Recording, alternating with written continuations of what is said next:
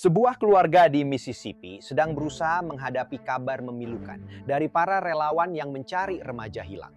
Para pencari percaya mereka telah menemukan jasad Nolan Xavier Wells yang berusia 18 tahun setelah ia pergi berperahu bersama teman-temannya untuk merayakan 4 Juli dan tidak pernah kembali.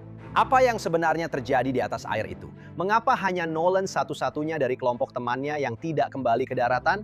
Dan apa langkah selanjutnya dalam pencarian jawaban? Saya akan berbicara dengan salah satu anggota United Cajun Navy yang saat itu sedang aktif melakukan pencarian ketika kabar memilukan itu datang. Selamat datang di Sidebar, dipersembahkan oleh Law and Crime. Saya Jesse Weber. 4 Juli, Hari Kemerdekaan. Ini adalah hari libur yang banyak dihabiskan orang di atas air di seluruh Amerika Serikat. Mulai dari bersantai di pantai-pantai sepanjang pesisir Atlantik hingga naik perahu di danau. Seharusnya ini adalah cara yang menyenangkan untuk menghabiskan hari musim panas yang panas. Tapi air, seperti yang kita tahu, juga membawa banyak bahaya. Dan pulau kecil yang disebut Pulau Horn ini sekarang telah menjadi pusat penyelidikan kematian. Jadi Pulau Horn adalah pulau penghalang yang panjang dan tipis di selatan Pascagoula, Mississippi. Ini adalah bagian dari pantai Teluk. Pulau ini hanya bisa diakses dengan perahu. Ini menurut National Park Service, jadi aksesnya terbatas kan? Sekarang, menurut anggota keluarga dan kantor Sheriff Jackson County, Mississippi, Nolan Wells yang berusia 18 tahun pergi ke Pulau Horn bersama beberapa temannya pada hari Sabtu. Pemain wide receiver muda yang bugar dari tim sepak bola Southwest Mississippi Community College ini terakhir terlihat sekitar pukul 3 sore hari itu. New York Post melaporkan bahwa dia, kutip, sedang berbicara dengan seorang gadis di ujung utara Pulau Horn. Ketika dia dilaporkan hilang, beberapa instansi langsung bergerak.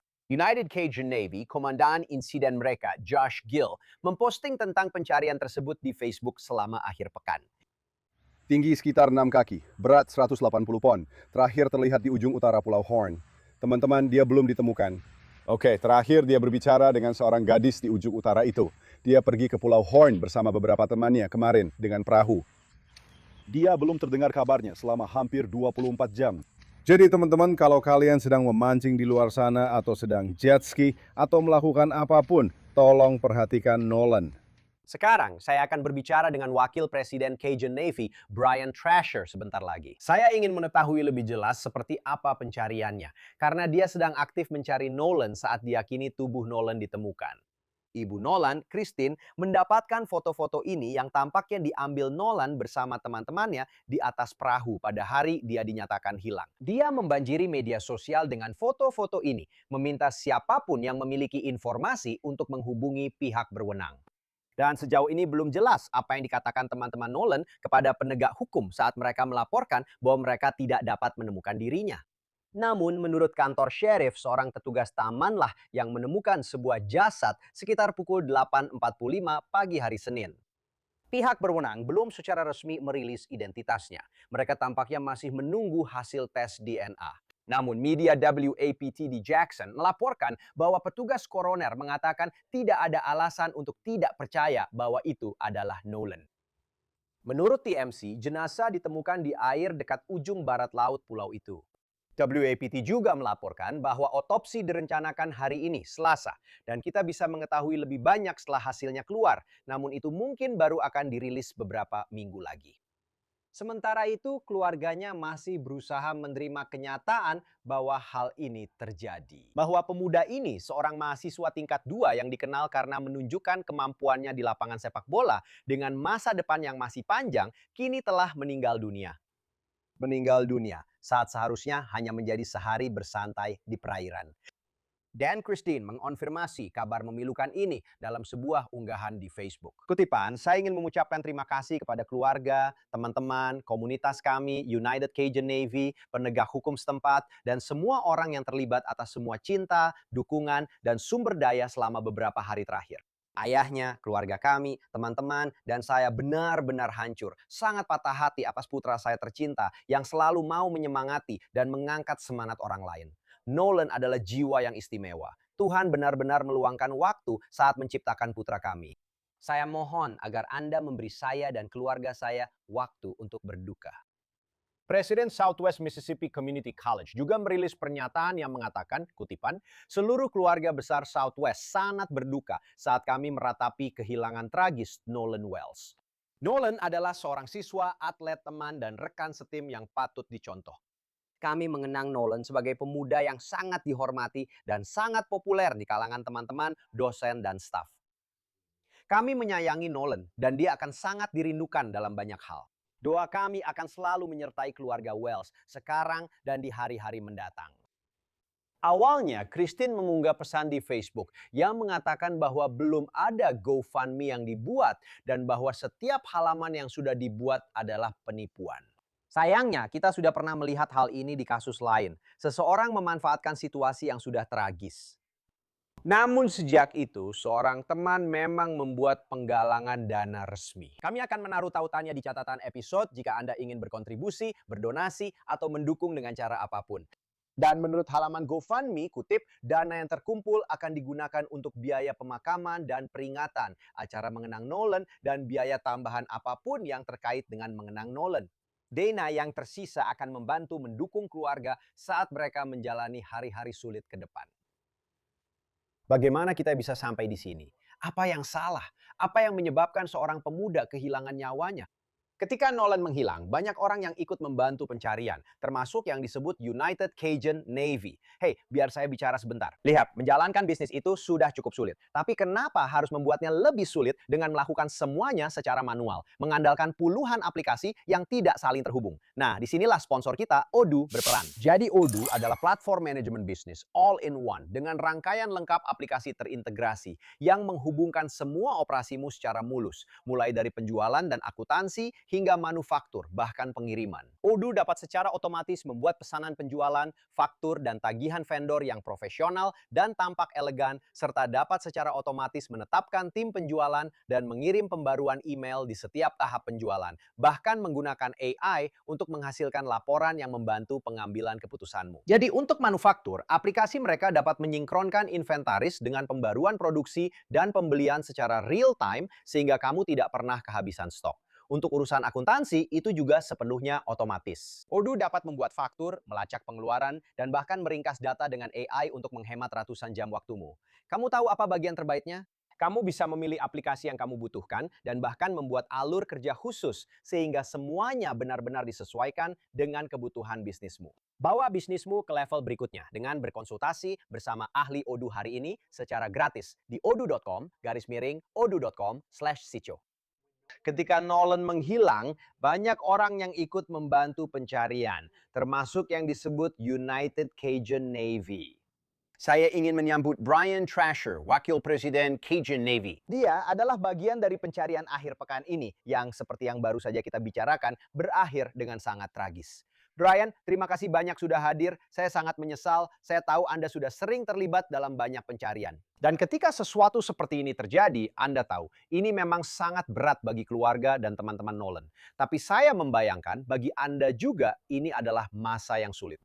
Dan yang saya pahami adalah Anda sebenarnya sedang berada di udara di atas pulau itu ketika panggilan masuk bahwa sebuah jasad telah ditemukan.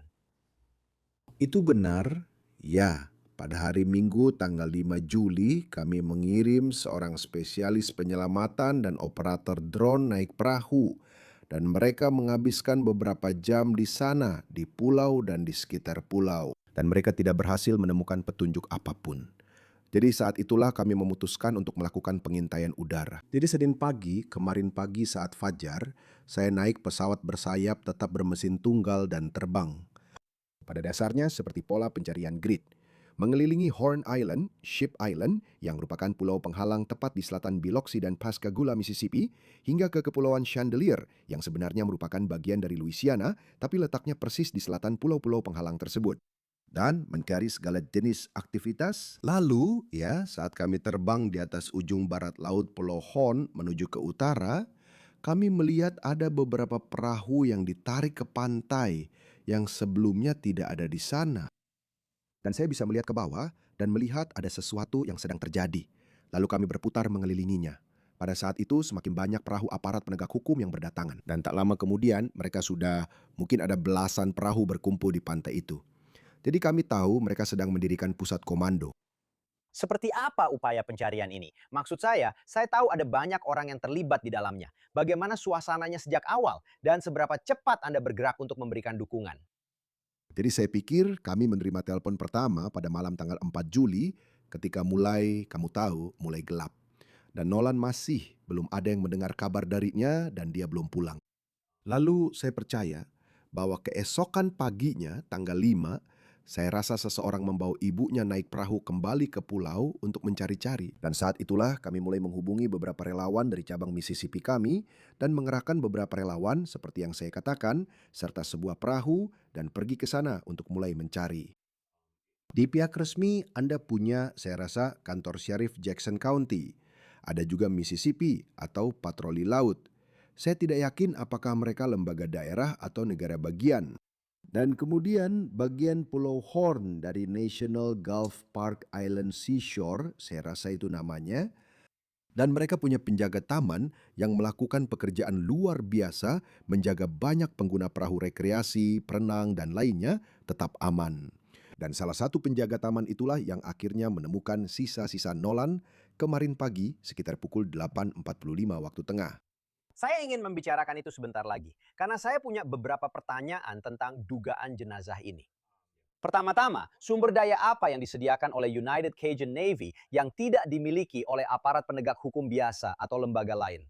Maksud saya, peran apa yang Anda mainkan? Maksud saya, ini menarik. Kami sudah membicarakannya tentang bagaimana mereka seharusnya mungkin diizinkan untuk membantu dalam penyelidikan Nancy Guthrie. Tapi secara umum, sumber daya seperti apa yang Anda sediakan?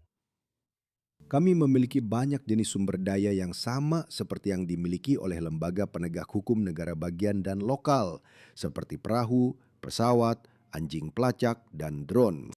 Perbedaannya adalah kami biasanya bisa mengerahkan mereka jauh lebih cepat. Dan itu biasanya hanya karena kami tidak memiliki begitu banyak protokol dan berbagai izin, bisa saya katakan, yang harus diurus untuk membuat keputusan itu dan mengerahkan sumber daya tersebut. Sayangnya, karena sistem di mana kami memiliki cabang di setiap negara bagian, kami menjaga basis data aktif relawan dengan keahlian khusus yang biasanya selalu siap, dan kami bisa mengerahkan mereka dengan cukup cepat. Dan bukan berarti kami menggantikan lembaga-lembaga tersebut, tapi kami adalah pelipat ganda kekuatan. Dan seringkali, lebih mudah bagi misalnya seorang sheriff atau wali kota atau seseorang untuk berkata, "Hey, saya akan mengumpulkan orang-orang saya. Kami akan memeriksa semua dokumen kami atau apapun itu, tapi kalian saja yang pergi. Kalian lakukan saja apa yang biasa kalian lakukan dan beritahu kami jika menemukan sesuatu." Dan memang begitulah kejadiannya. Begitulah cara hubungan itu berjalan.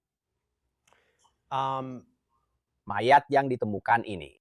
Apakah Anda tahu kondisi mayatnya? Seperti apa keadaannya? Karena ketika kami mendengar bahwa mereka perlu melakukan beberapa tes forensik lagi, tes DNA untuk memastikan identitasnya, apakah itu prosedur operasi standar? Atau apakah kondisi mayatnya dari yang Anda ketahui sedemikian rupa sehingga Anda tidak bisa langsung mengidentifikasi apakah itu Nolan atau bukan?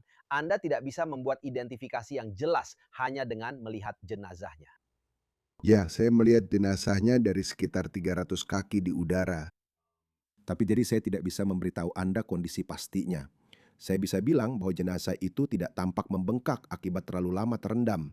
Itu hanya berada di air selama beberapa hari saja. Namun demikian, kantor sheriff mengeluarkan pernyataan bahwa mereka tidak punya alasan untuk percaya bahwa itu bukan Nolan. Jadi saya rasa mereka cukup yakin itu memang dia. Saya rasa alasan keterlambatan pengumuman resmi adalah karena koroner tidak bisa menandatangani akta kematian sampai dia mendapatkan bukti DNA yang membuktikan bahwa orang yang mereka katakan meninggal itu benar-benar orang tersebut. Jadi menurut saya itu hanya formalitas saja sejujurnya. Tapi saya percaya bahwa keluarga atau seseorang dari keluarga memang mengidentifikasi Nolan. Dan mereka karena mereka mengeluarkan pernyataan sendiri yang mengakui bahwa itu memang jenazahnya yang ditemukan dan bahwa dia memang sudah meninggal. Hanya untuk memperjelas sesuatu, kenapa jenazahnya tidak ditemukan lebih awal? Saya rasa ya saya bisa bilang bahwa saya mulai terbang di atas bagian pulau tempat jenazah itu terdampar sekitar pukul 6.30 pagi. Dan saya percaya dia ditemukan oleh seorang penjaga taman pada pukul 8.45. Keyakinan saya adalah bahwa dia baru saja terdampar dalam rentang waktu itu karena kami sedang terbang dengan pola grid panjang ke utara dan selatan. Dan saya pikir dia baru saja terdampar. dan seorang penjaga taman sedang melakukan patroli rutinnya di pagi hari. Tapi juga, mengingat situasinya, saya yakin mereka sedikit lebih waspada dan mungkin lebih berhati-hati di pulau itu, mengetahui apa yang terjadi dan apa yang sedang berlangsung. Tapi ya, saya diberitahu bahwa sekitar pukul 8.45 ketika seorang penjaga melihatnya, melaporkannya, karena saya memang melihat deretan panjang perahu darurat datang ke arah utara. Maaf, menuju barat daya ke ujung barat laut pulau itu. Dan awalnya saya pikir itu hanya tim pencari lain yang keluar. Tapi saya rasa mereka sebenarnya sedang merespons panggilan itu. Ngomong-ngomong, bisakah kita memperjelas kronologinya sedikit? Jadi apakah teman-teman Nolan melaporkan dia hilang saat mereka masih di Pulau Horn atau mereka harus kembali dulu? Maksud saya, berapa lama dia diduga hilang sebelum pihak berwenang diberitahu? Jadi cerita yang disampaikan kepada saya adalah sekitar pukul 3 sore. Kelompok temannya yang pergi ke pulau bersama dia memutuskan untuk pergi. Mereka harus kembali. Dan mereka, dia, Nolan, mulai berbicara dengan, saya diberitahu itu seorang perempuan muda, tapi dia sedang berbicara dengan beberapa orang lain. Dan memutuskan, hey, saya akan tetap di sini. Saya bisa pulang dengan orang lain. Dia sering nongkrong dengan kelompok ini. Mereka sudah beberapa kali pergi ke pulau ini bersama-sama. Mungkin pada saat itu, bagi teman-temannya, hal itu tidak terasa seperti masalah besar untuk berkata, oke, kamu mau, kamu tahu, mendekati cewek itu. Dan mungkin kalau dia mau ngasih tumpangan pulang, ya nggak apa-apa, nanti kita ketemu di rumah. Begitulah penjelasan yang saya terima.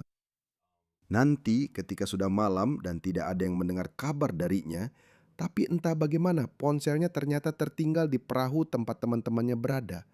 Jadi mereka yang memegang ponselnya. Mereka pun mengembalikannya ke ibunya.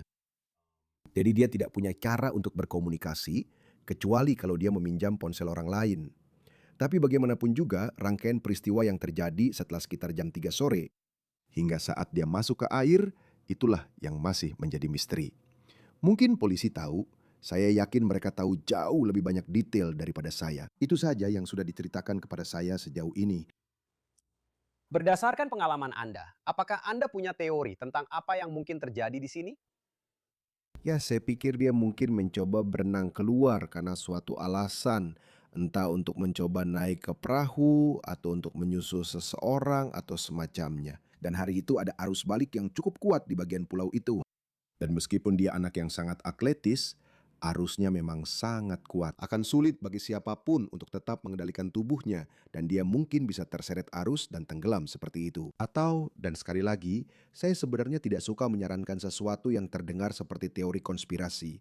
Tapi saya hanya bilang ada kemungkinan dia naik ke perahu lain, mungkin jatuh ke laut, lalu tenggelam seperti itu dan akhirnya terdampar kembali.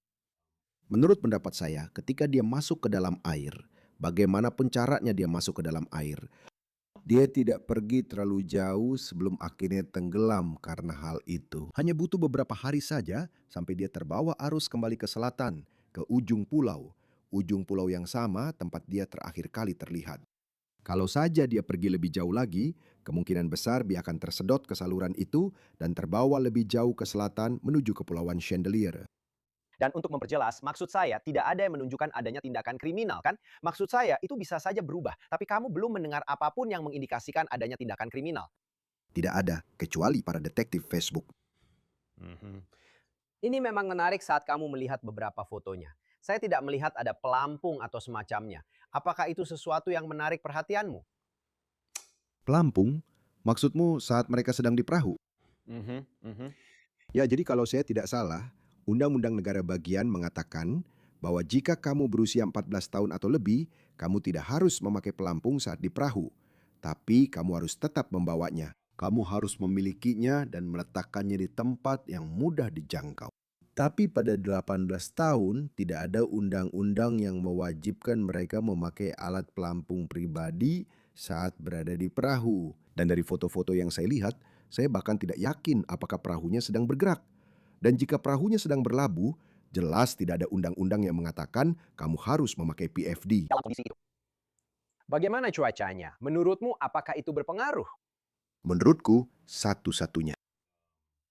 Hal yang perlu dicatat tentang cuaca adalah cuacanya sangat panas dan indeks UV-nya sangat tinggi.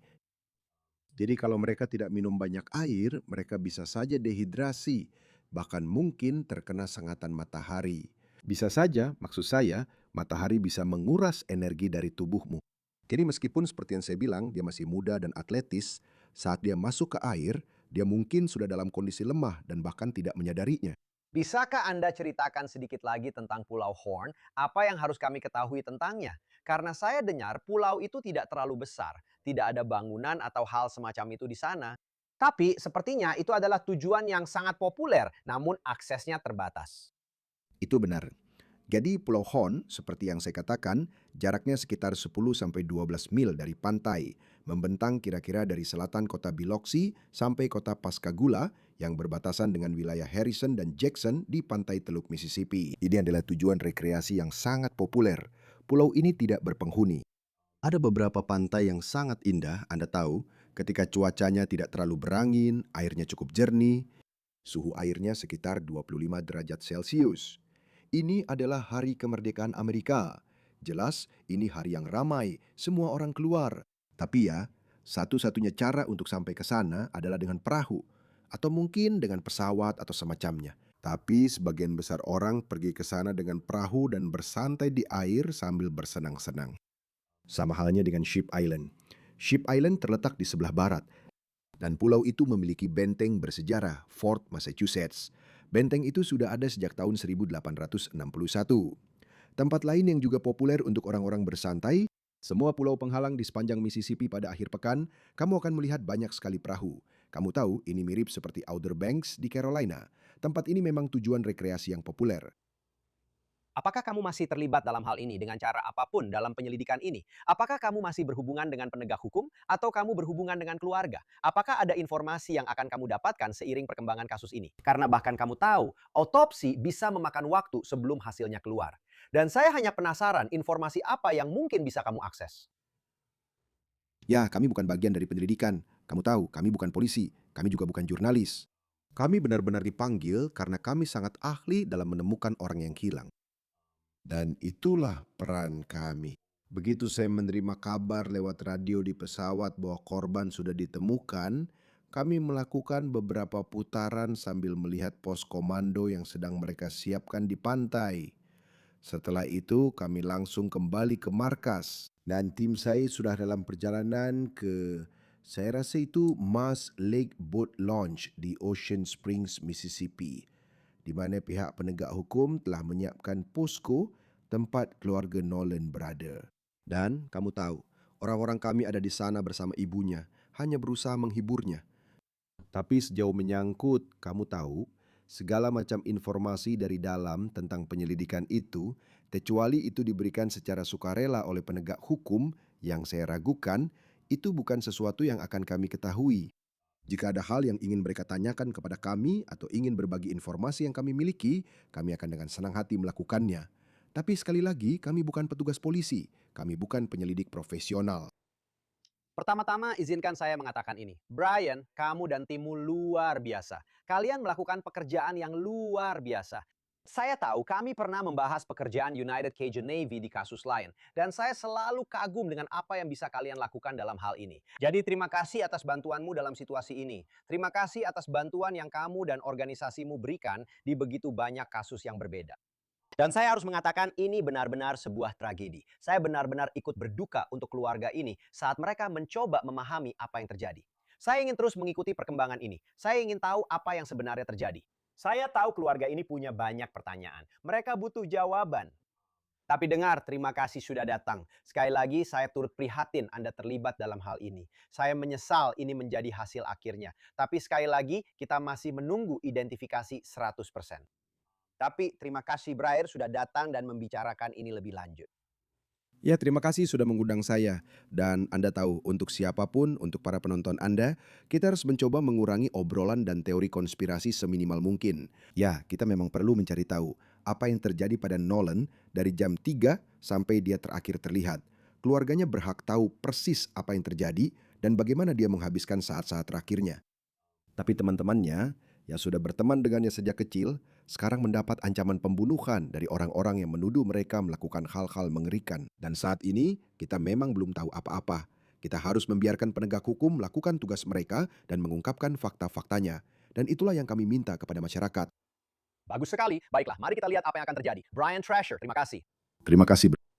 Dan itu saja yang bisa kami sampaikan untuk Anda saat ini di Sidebar semuanya. Terima kasih banyak sudah bergabung bersama kami. Dan seperti biasa, jangan lupa berlangganan di YouTube, Apple Podcast, Spotify, atau dimanapun Anda mendengarkan podcast. Anda juga bisa menonton kami di Peacock milik NBC. Jika Anda ingin mengikuti saya di X dan Instagram, atau menonton acara saya di News Nation, Jesse Weber Live, Senin sampai Jumat pukul 11 malam waktu timur. Sampai jumpa lagi semuanya.